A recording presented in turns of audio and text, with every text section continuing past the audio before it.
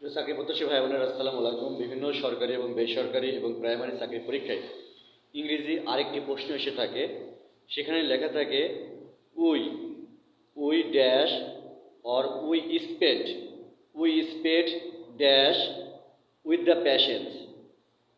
We spend dash with the patient. এই যে এখানে ব্ল্যাঙ্কস আছে, এই ব্ল্যাঙ্কসে লেখা থাকে সামটাইমস SOMETIMES, এই সামটাইমস থাকে। আবার লেখা থাকবে SOMETIME, এই সামটাইম থাকবে। আবার লেখা থাকবে SOME সাম, তারপর TIMES টাইমস, সামটাইমস। কিন্তু আসল উত্তর হবে হচ্ছে সাম, তারপর স্পেস দিয়ে কী হবে টাইম।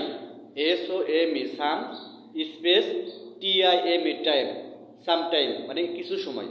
তাহলে I spend some time with the patience.